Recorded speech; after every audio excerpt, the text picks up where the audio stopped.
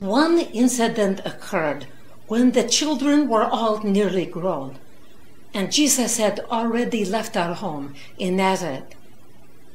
You'll remember this well, John. You were there in Capernaum with your brother and the rest of the 12. The crowds following Jesus were so large, and we heard the kinds of things they were saying. Many spoke in awe of the great numbers of people he had healed, and they pushed and shoved just to get near him. But others quoted the teachers of the law who had arrived from Jerusalem to investigate. "No wonder Jesus of Nazareth can cast out demons," they said. "He's possessed by Satan. That's where he gets his power." His brothers and I were so afraid for him that we tried to enter the house where he was staying, but no one would let us through. I wanted to shout, "My son! That's my son in there!" But James shushed me, and he said that no one must know who I was. "We'll deal with this, mother," he said, as he put me behind him. The threats against Jesus and the charges of blasphemy were growing louder, and then I heard my sons say a terrible thing. "He is out of his mind!" they shouted. And I wept to hear it. Did they really believe that? Or were they just trying to protect him from the rage of the Pharisees?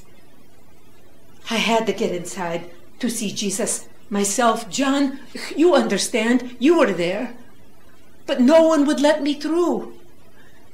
We stood outside, calling, our voices drowned in the din, until finally someone agreed to carry a message to him.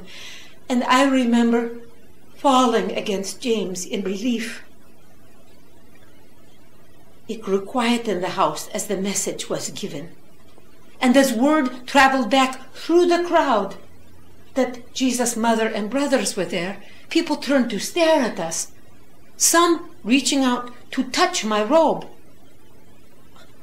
"Don't look to me," I wanted to say to them.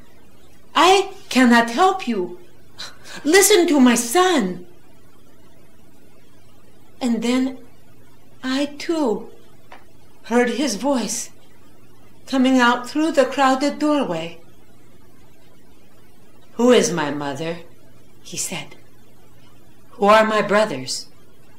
These are my mother and brothers. Anyone who does God's will is my mother and brothers and sisters."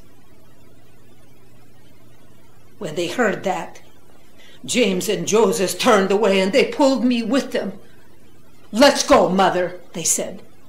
"He can't be bothered to give preference to his own family when we've come all this way to bring him home. Let's go, mother." Their hearts were hardened, John, but I understood. In God's kingdom, families are brought together by faith, not by birth.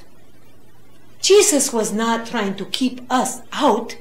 He was inviting in all who would believe. A mother's faith is sometimes all she has. Faith that she is doing the best she can with the wisdom that God provides.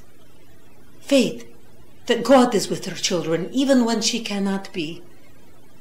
Faith that even children who reject Jesus as Lord may yet one day come into his kingdom.